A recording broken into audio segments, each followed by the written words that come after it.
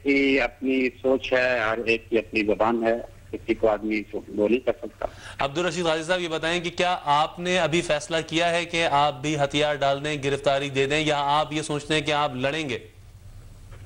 نہیں دیکھیں، اس میں نے علماء کے سامنے کچھ پوائنٹس رکھ دیے ہیں، اور میرا خیال ہے کہ وہ پوائنٹس ایسے ہیں کہ جو بڑے ہی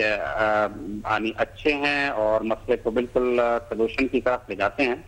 تو میرا خیال ہے اس کے مسئلہ جو ہے وہ سالو ہو جائے گا انشاءاللہ۔ کیا پوائنٹس آپ نے رکھے ہیں علماء کے سامنے؟ وہ ابھی چونکہ ان کے ساتھ میں نے ڈسکس کیے ہوئے ہیں، اور وہ آگے مطلب ہے کہ اس کو ڈسکس کر رہے ہیں، آپس میں بھی کر رہے ہیں،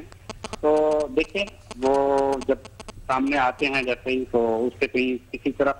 اونٹ کسی کروٹ بیٹھتا ہے تو پھر تو کن آپ بتانا پسند کریں گے کن علماء کے ساتھ آپ رابطے میں؟ مولانا فضل الرحمان، انہی سے بات ہوئی آپ کی کیا؟ جی کیا فرمایا؟ میں نے یہ پوچھا کہ کن علماء کے ساتھ آپ رابطے میں، یہ بتانا پسند کریں گے آپ؟ جی یہاں راولپنڈی اسلام آباد کے جو بڑے حضرات ہیں، علماء کرام ہیں، اور اس میں مولانا فضل الرحمان صاحب بھی ہیں، وہ بھی ان کے ساتھ مشاورت میں ہیں، میرے سے بھی 2-3 دفعہ بات ہو چکی ہے صبح سے، تو میرا خیال ہے کہ اب مولانا عبدالعزیز کی گرفتاری کے بعد میری جو ان سے بات چیت ہوئی ہے، اس میں نے ان کو کچھ پوائنٹس دیے ہیں، اور میں نے کہا ہے کہ ان پوائنٹس پر یہ مسئلہ بڑے آرام سے حل ہو سکتا ہے، اور اس کو خون خرابے کے بغیر سیٹل کیا جا سکتا ہے، اور انہوں نے اس کو اپریشیٹ کیا۔ انہوں نے کہا ٹھیک ہے، تو انشاءاللہ اس لیے مجھے امید ہے کہ مسئلہ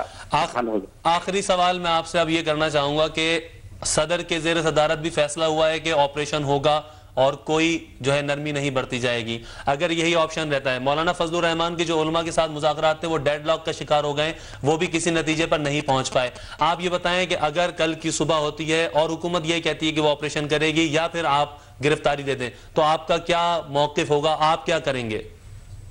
میرا خیال ابھی علماء مجھے ایک کلیئر اس کے وہ دے دیں، اس کے بعد پھر میں اس سے بتا سکوں گا کہ میرا کیا موقف ہوگا۔ علماء کی طرف سے مجھے ایک کلیئر ورژن آ جائے تو اس کے بعد میں اس سے کہہ سکوں گا۔